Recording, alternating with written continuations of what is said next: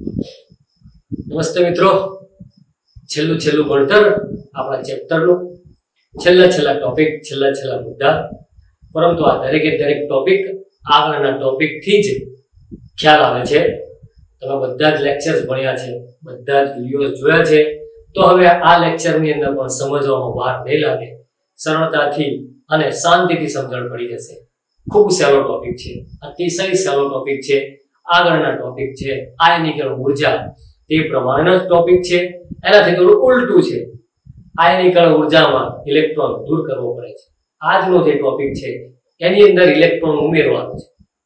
આયનીકરણ ઉર્જાની અંદર ઇલેક્ટ્રોન દૂર કરવામાં આવે છે અને ઇલેક્ટ્રોન દૂર કરવા માટે શક્તિ આપવી પડે છે.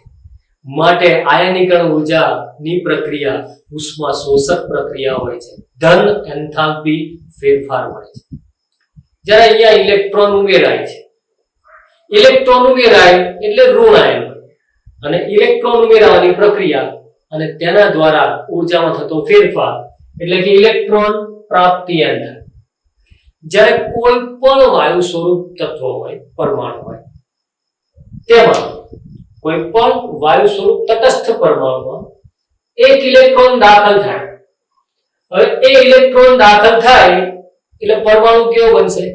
ઋણ બનશે. તો પરમાણુ ઇલેક્ટ્રોન સ્વીકારીને ઋણ બને, અને આ ઋણ બને છે તે સમયે એન્થાલ્પીમાં જે ફેરફાર થાય છે તેને ઇલેક્ટ્રોન પ્રાપ્તિ એન્થાલ્પી કહેવાય. એન્થાલ્પીનો ફેરફાર થાય છે, એક પ્રકારની પ્રક્રિયા થાય કે જેમાં એન્થાલ્પીનો ફેરફાર થયો એટલે એન્થાલ્પી ફેરફાર શબ્દ આવી ગયો, એન્થાલ્પી શબ્દ આવી ગયો. પણ કયા પ્રકારની એન્થાલ્પી? તો ઇલેક્ટ્રોન ઉમેરાય છે, ઇલેક્ટ્રોન ગ્રહણ થાય છે, ઇલેક્ટ્રોન પ્રાપ્ત થાય છે, માટે તેને કહેવાશે ઇલેક્ટ્રોન પ્રાપ્તિ એન્થાલ્પી.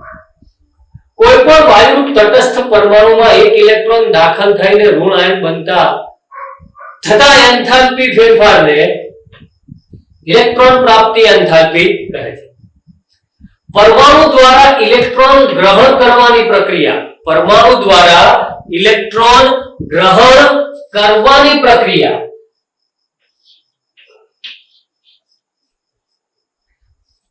ઉષ્માક્ષેપક કે ઉષ્મા શોષક બેમાંથી કોઈ પણ હોઈ શકે છે. પરમાણુ દ્વારા ઇલેક્ટ્રોન ગ્રહણ કરવાની પ્રક્રિયા ઉષ્માક્ષેપક પણ હોઈ શકે અને ઉષ્મા શોષક પણ હોઈ શકે, પરંતુ તે તત્વના સ્વભાવ પર આધાર રાખે. તત્વ કયો છે તેના દ્વારા નક્કી થશે કે ઇલેક્ટ્રોન પ્રાપ્ત થતી પ્રક્રિયાની અંદર ઉષ્મા ઉર્જા ઉત્પન્ન થશે કે ઉર્જા શોષાશે. ઉષ્મા ક્ષેપક પ્રક્રિયા છે કે ઉષ્મા શોષક પ્રક્રિયા છે. ઉષ્મા ક્ષેપક પ્રક્રિયા હશે તો ઋણ મૂલ્ય મળશે, ઉષ્મા શોષક પ્રક્રિયા હશે તો ધન મૂલ્ય મળશે. એટલે કે ઇલેક્ટ્રોન પ્રાપ્તિ એન્થાલ્પી પ્રક્રિયા ઉષ્મા ક્ષેપક પણ હોઈ શકે છે, ઉષ્મા શોષક પણ હોઈ શકે છે, જે તત્વના સ્વભાવ પર આધાર રાખે છે. જ્યારે તત્વમાં ઇલેક્ટ્રોન ઉમેરાય ત્યારે ઉર્જા મુક્ત થાય. આમ સ્વાભાવિકપણે એમ કહેવાય છે, યાદ રાખો, આમ સ્વાભાવિકપણે એમ કહેવાય છે કે જ્યારે બંધ તૂટે, જો આ ચોક તોડું છું, ફરીથી આ ચોક તોડ્યું, ફરીથી આ ચોક તોડ્યું, તો મારા હાથની ઉર્જા છે એ આ ચોકમાં સમાઈ જાય છે. ચોક તોડવા માટે જે ઉર્જા આપવી પડે છે આ ચોકમાં સમાઈ જાય, ચોકમાં સમાય છે, ચોકમાં શોષાય છે. માટે બંધ તોડવા માટે આપવી પડતી ઉર્જા એટલે ઉષ્મા શોષક. જ્યારે અહીંયા ઇલેક્ટ્રોન ઉમેરાય છે અને તમે ભણી ગયા છો કે બંધ નિર્માણની પ્રક્રિયા ઉર્જા ઉત્પન્ન કરે છે. બંધ નિર્માણની પ્રક્રિયા ઉર્જા ઉત્પન્ન કરે છે, તે જ અહીં સમજાવેલું છે. જ્યારે તત્વમાં ઇલેક્ટ્રોન ઉમેરાય છે ત્યારે ઉર્જા મુક્ત થાય છે, અને આવા સંજોગોમાં કે જેમાં ઉર્જા મુક્ત થાય છે, ઉર્જા ઉત્સર્જિત થાય છે, તેમાં ઇલેક્ટ્રોન પ્રાપ્તિ એન્થાલ્પી ફેરફાર કેવો હશે? ઇલેક્ટ્રોન ઉમેરાય એ પ્રક્રિયા કેવી છે? ઉર્જા મુક્ત કરનારી. ઉર્જા મુક્ત કરનારી પ્રક્રિયા માટે એન્થાલ્પી ફેરફાર કેવો થાય? ઋણ થાય. આપણી પાસે ઉદાહરણ છે આવર્ત કોષ્ટકની અંદર, ઘણું મોટું આવર્ત કોષ્ટક છે, તો એમાંથી આપણે એક ઉદાહરણ લઈ લઈએ, સર્વસામાન્ય સિમ્પલ ઉદાહરણ. તે તમે જાણો છો, કયું? હેલોજન તત્વ. સમૂહ નંબર 17 જે આપ સર્વ જાણો છો કે સમૂહ 17 ના તત્વો કેવા આયન બનાવે છે? ઋણ આયન બનાવે છે. કેવી રીતે ઋણ આયન બનાવે છે? ઇલેક્ટ્રોન સ્વીકારીને ઋણ આયન બનાવે છે. ઇલેક્ટ્રોન સ્વીકારે, ઇલેક્ટ્રોન ગ્રહણ કરે, ઇલેક્ટ્રોન પ્રાપ્ત કરે અને ઇલેક્ટ્રોન પ્રાપ્ત કરીને ઋણ આયન બનાવે છે અને તે સમયે ઊર્જા ઉત્પન્ન થાય છે. એટલે કે હેલોજન તત્વ એટલે કે 17 સમૂહના તત્વોની ઇલેક્ટ્રોન પ્રાપ્તિ એન્થાલ્પીના મૂલ્ય કેવા છે? વધુ ઋણ છે. કારણ કે હેલોજન તત્વ સરળતાથી એક ઇલેક્ટ્રોન સ્વીકારી 18મા સમૂહના તત્વ નિષ્ક્રિય વાયુ તત્વ ઉમદા વાયુ જેવી સ્થાયી ઇલેક્ટ્રોન રચના પ્રાપ્ત કરે છે. 17મા સમૂહના તત્વ એટલે કે 17 - 10 એટલે કે 7. અષ્ટકના નિયમ મુજબ વિચારીએ તો એક ઇલેક્ટ્રોન ખૂટે. તો 17મો સમૂહ એટલે હેલોજન સમૂહ કે જે સમૂહના તત્વ એક ઇલેક્ટ્રોન સ્વીકારે એટલે 8 થઈ જશે. તો 8 ની ઇલેક્ટ્રોન રચના કોની? તો ઉમદા વાયુની. કે જે આ ઇલેક્ટ્રોન રચના 17મા સમૂહના તત્વ એક ઇલેક્ટ્રોન મેળવીને સરળતાથી પ્રાપ્ત કરે છે, ઈઝીલી પ્રાપ્ત કરે છે અને સરળતાથી પ્રાપ્ત કરે છે માટે તેમની એન્થાલ્પીનું મૂલ્ય કેવું છે? વધુ ઋણ છે. ઊર્જા ઉત્પન્ન થાય છે. જ્યારે ત્યારથી ઉલટું ઉમદા વાયુ તત્વ સમૂહ કયો? સમૂહ નંબર 18. 18મો સમૂહ જેને આપણે ઉમદા વાયુ તત્વ કહે છે 18 - 10 એટલે કે 8. NH2 NP6 સંપૂર્ણ ઇલેક્ટ્રોન રચના, સમૃદ્ધ ઇલેક્ટ્રોન રચના. એક પણ ઇલેક્ટ્રોન ખૂટતો નથી, એક પણ ઇલેક્ટ્રોન ગુમાવતો નથી, એક પણ ઇલેક્ટ્રોન મેળવતો નથી. તેનો અર્થ એવો થાય ઉમદા વાયુ તત્વોની ઇલેક્ટ્રોન પ્રાપ્તિ એન્થાલ્પીનું મૂલ્ય આ તમને જણાવ્યું તે જ કારણોસર કેવું છે? ધન છે. ઇલેક્ટ્રોન રચના સંપૂર્ણ છે, એક પણ ઇલેક્ટ્રોન ખૂટતો નથી. અષ્ટકના નિયમ પ્રમાણે બાહ્યતમ કક્ષામાં 8 ઇલેક્ટ્રોન છે. માટે જો આપણે ઉમદા વાયુમાં ઇલેક્ટ્રોન દાખલ કરવો હોય, તેમની ઇલેક્ટ્રોન પ્રાપ્તિ એન્થાલ્પી મેળવવી હોય તો તેમના બાહ્યતમ કક્ષા મુખ્ય જે શક્તિ સ્તર છે, તેમનું મુખ્ય શક્તિ સ્તર છે તે પછીના શક્તિ સ્તરમાં ઇલેક્ટ્રોન દાખલ કરવો પડે કે જેને માટે આપણે ઊર્જા આપવી પડે. કારણ કે તેને ઇલેક્ટ્રોન સ્વીકારવાની જરૂર નથી. ઓલરેડી તેની પાસે 8 ઇલેક્ટ્રોન છે. પહેલેથી જ તેનું અષ્ટક પૂર્ણ છે, તેનું ઘર પહેલેથી ભરાયેલું છે, તેના ઘરમાં કોઈ જગ્યા નથી. ડબ્બો ભરાઈ ગયેલો હોય નાના નાના દડાઓથી અને જો તમારે બીજો એક એક્સ્ટ્રા દડો નાખવો હોય કે 2 દડા નાખવા હોય તો તમારે તમારા હાથની તાકાત ઊર્જા વડે એ દડો અંદર નાખવો પડે, બહારથી ઊર્જા આપવી પડે અને એ પણ ડબ્બાના ઉપરી અધિસ્તરની ઉપર તમારે દડો મૂકવો પડે. તો એ જ પ્રમાણેનું આ ઉદાહરણ છે. ઉમદા વાયુ તત્વ ઓલરેડી સંપૂર્ણ ઇલેક્ટ્રોન રચના ધરાવે છે, સમૃદ્ધ ઇલેક્ટ્રોન રચના ધરાવે છે. જો તેમાં ઇલેક્ટ્રોન દાખલ કરવો હોય તો જે સમૃદ્ધ ઇલેક્ટ્રોન રચના છે, મુખ્ય શક્તિ સ્તર છે તેમનો, તેના પછીના શક્તિ સ્તરમાં ઇલેક્ટ્રોન દાખલ કરવો પડે અને એ પણ તાકાતથી, ઊર્જાથી દાખલ કરવો પડે, ઊર્જા આપવી પડે. તેના માટે ઉષ્મા શોષક પ્રક્રિયા છે. માટે ઉમદા વાયુ તત્વો માટે ઇલેક્ટ્રોન પ્રાપ્તિ એન્થાલ્પીનું મૂલ્ય હેલોજન તત્વો કરતા કેવું છે? વધુ ધન છે. આપણે જાણીએ છીએ આવર્ત કોષ્ટકમાં ઉપરથી નીચે આવીએ તો કદમાં શું થાય? કોઈ પણ સમૂહમાં કદ વધે. ડાબી બાજુથી જમણી બાજુ જાય તો શું થાય? કદ ઘટે. કદ ઘટવાની સાથે સાથે અસરકારક કેન્દ્રીય ધન વીજભારની અસર પણ વધે છે. તો એ જ બાબતનો ઉપયોગ આપણે આયનીકરણ એન્થાલ્પીમાં કરેલો કે ડાબેથી જમણે જઈશું તો પરમાણુનું કદ કોઈ પણ એક આવર્તમાં ઘટે છે, કોઈ પણ એક જ આવર્તમાં ડાબેથી જમણે જાઓ તો પરમાણુનું કદ ઘટે. અસરકારક કેન્દ્રીય વીજભારની અસર વધે છે. માટે ઇલેક્ટ્રોન દૂર કરવા ઘણી ઊર્જા આપવી પડે. માટે ડાબેથી જમણે જઈએ તો કદ ઘટવાની સાથે આયનીકરણ ઊર્જા વધે છે. અને સમૂહમાં ઉપરથી નીચે જઈએ તો આયનીકરણ ઉર્જા ઘટે છે, કારણ કે કદ વધે છે. અસરકારક કેન્દ્રીય ધન વીજભાર અસર ઘટે છે. એ જ બાબત અહીંયા યાદ રાખવાની છે. પેલામાં ઇલેક્ટ્રોન દૂર કરવાનો છે, આમાં ઇલેક્ટ્રોન ઉમેરવાનો છે, પણ અસર તો સરખી જ લાગે ને. ઘર એક જ છે, કેન્દ્ર એક જ છે, બાબત એક જ છે, પ્રસંગ બદલાય છે. કયો પ્રસંગ? ઇલેક્ટ્રોન દૂર કરવાનો, ધન આયન બનવાનો, ઇલેક્ટ્રોન ઉમેરવાનો, ઋણ આયન બનવાનો. તો બંનેને અસરકારકતા તો સરખી જ છે. ખાલી ને ખાલી એક પોઈન્ટ જોવાનો છે, જે આપણે જોઈ લઈએ. આવર્ત કોષ્ટકમાં ડાબેથી જમણે જતા ઇલેક્ટ્રોન પ્રાપ્તિ એન્થાલ્પીનું મૂલ્ય વધુ ઋણ બને. વધુ ઋણનો અર્થ એવો છે ઊર્જા કદાપી ઋણ ન હોય, પરંતુ ઇલેક્ટ્રોન પ્રાપ્તિ એન્થાલ્પી ફેરફાર, અને એન્થાલ્પી ફેરફાર એટલે કે ડેલ્ટા એચ, અને ડેલ્ટા એચ ઋણ, વધુ ઋણ એટલે કે વધુ ઊર્જા ઉત્પન્ન થાય, વધુ ઊર્જા મુક્ત થાય. જે પુસ્તકમાં કોષ્ટક આપેલો છે એ કોષ્ટકની અંદર આપણે ઋણ દર્શાવે છે કે ઊર્જા ઉત્પન્ન થાય છે. બાકી તમે આંકડો જોશો કોઈ પણ એક આવર્તમાં, એમાં પણ બીજા અને ત્રીજા આવર્તમાં, તો ડાબી બાજુથી જમણી બાજુ આપણે જઈએ છે તો અંક વધે છે, આંકડો વધે છે. પરંતુ ઋણને ધ્યાનમાં લઈને ગણિત પ્રમાણે વિચારશો તો ભૂલ અવશ્ય થશે. પરંતુ ઋણની નિશાની યાદ રાખવાની છે. ઇલેક્ટ્રોન પ્રાપ્તિ એન્થાલ્પી ફેરફાર સૂચવે છે, ઊર્જા ઉત્પન્ન થાય છે તે સૂચવે છે, માટે ઋણ છે. અને વધુ ઋણનો મતલબ છે વધુ ઊર્જા ઉત્પન્ન થાય છે, ઓછા ઋણનો મતલબ છે ઓછી ઊર્જા ઉત્પન્ન થાય.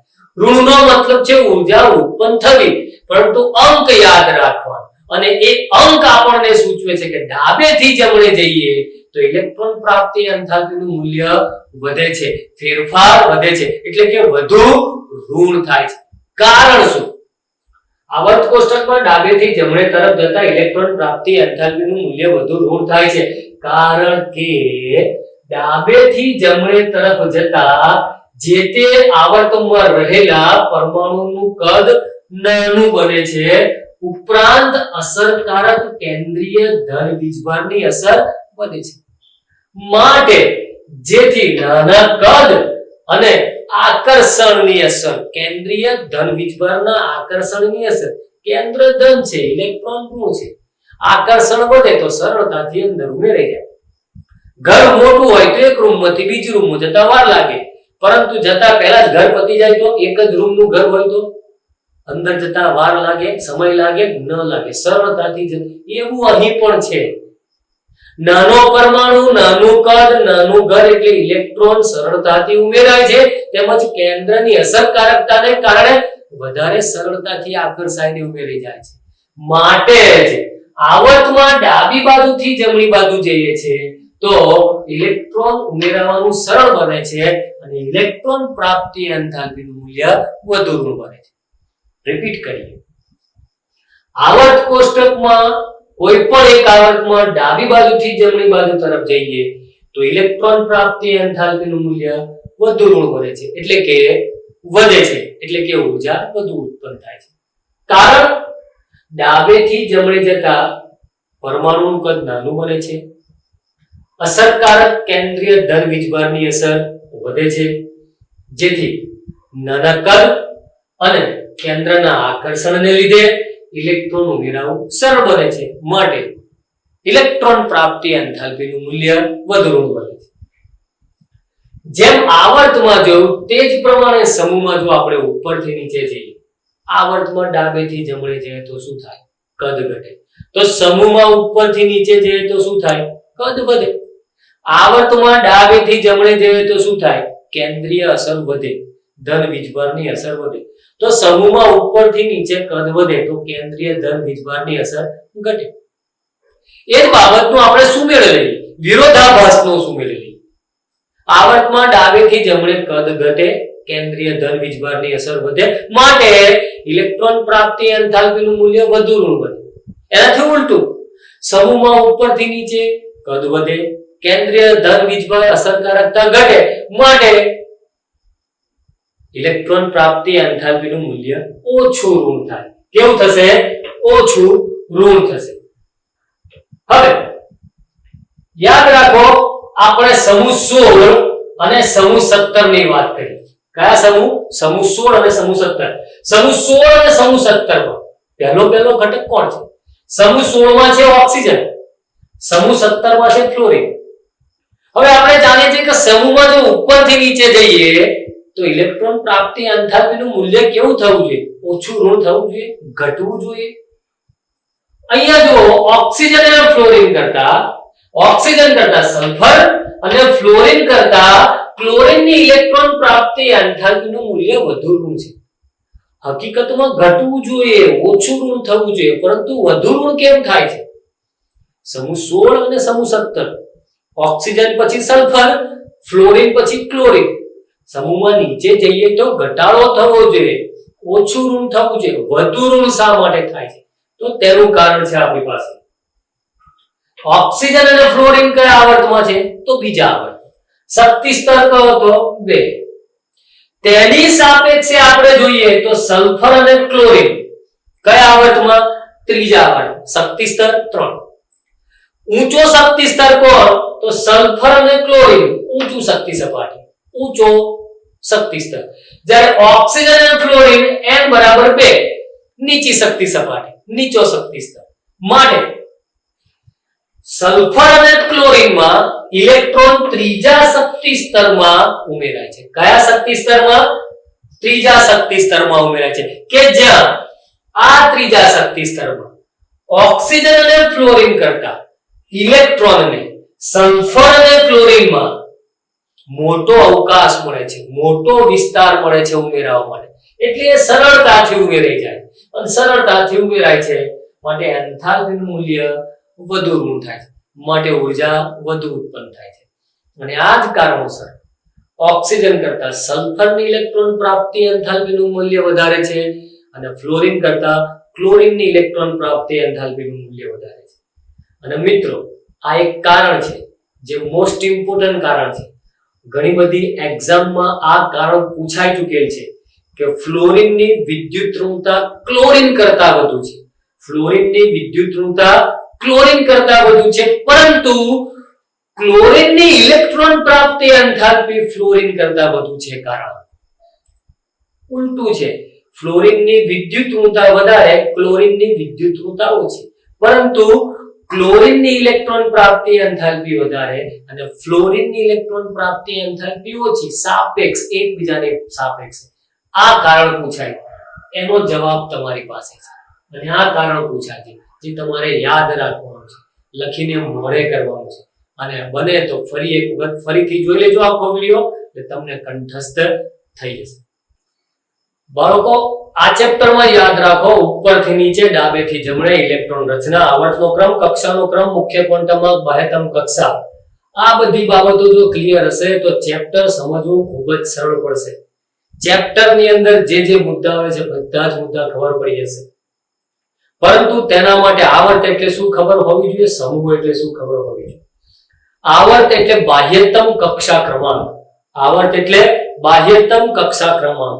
જો કોઈ પણ પરમાણુનો બાહ્યતમ કક્ષા ક્રમાંક 4 હશે તો તે ચોથા આવર્તમાં હશે. સમૂહ એટલે બાહ્યતમ કક્ષામાં રહેલા ઇલેક્ટ્રોનની સંખ્યા.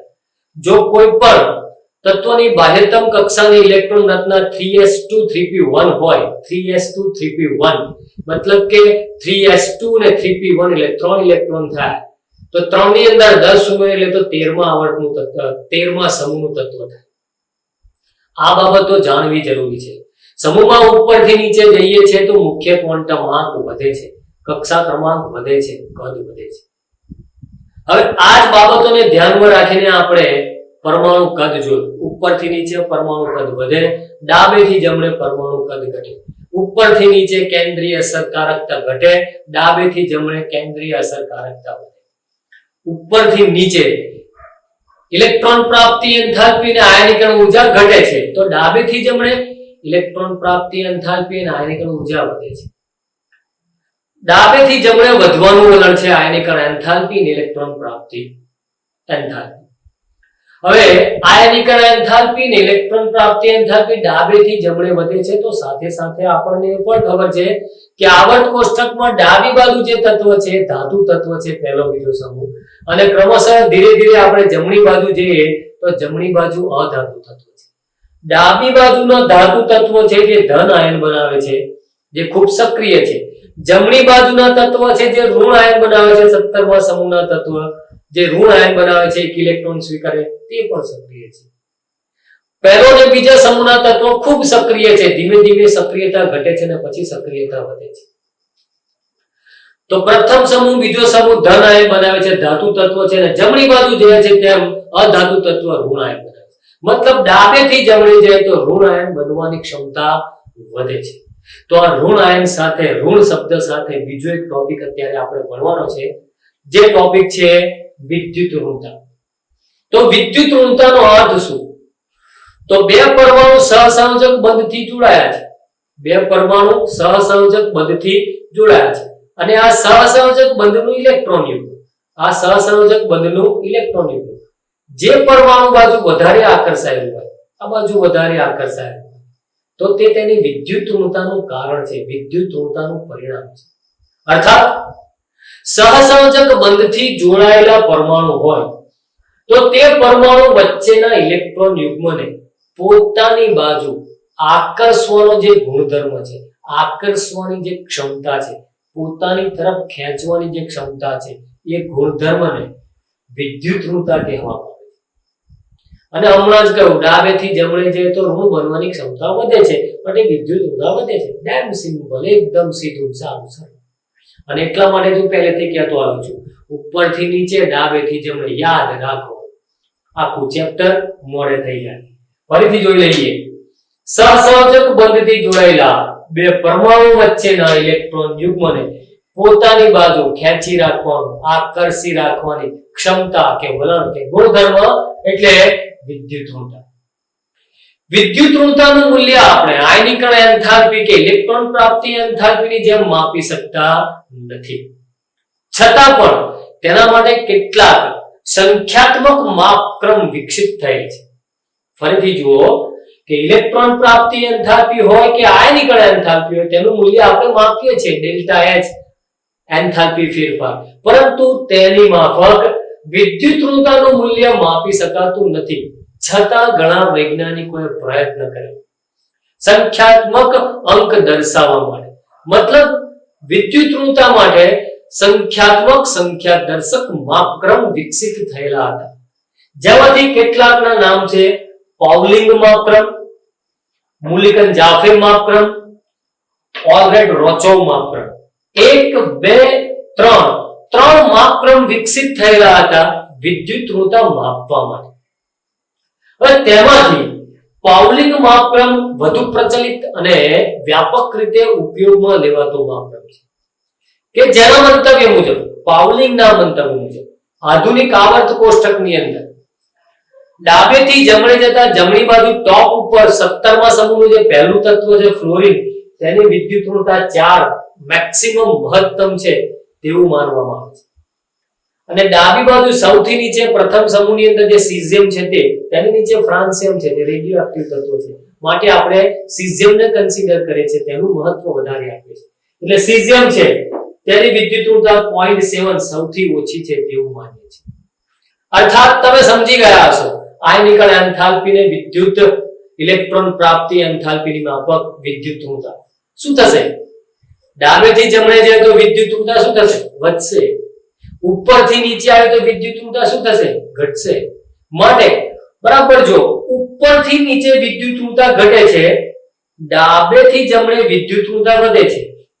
મતલબ અહીં ડાબી બાજુ છેક નીચેથી જમણી બાજુ છેક ઉપર જાઓ તો વિદ્યુત ઋણતા વધશે.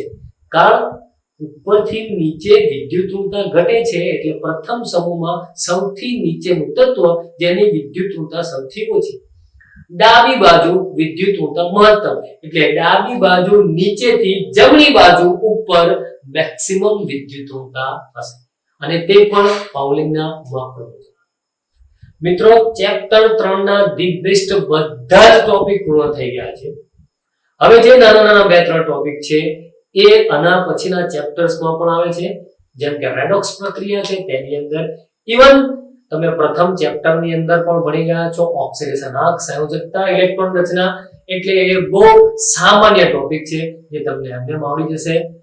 અત્યારે ખૂબ જ સુંદર ટોપિક પતી ગયો છે. આજ પ્રમાણે સાથ સહકાર આપતા રહેજો, સબસ્ક્રાઇબ કરતા રહેજો, વિડીયોઝ જોતા રહેજો, શેર કરતા રહેજો, લાઈક કરતા રહેજો. આપનો આભાર.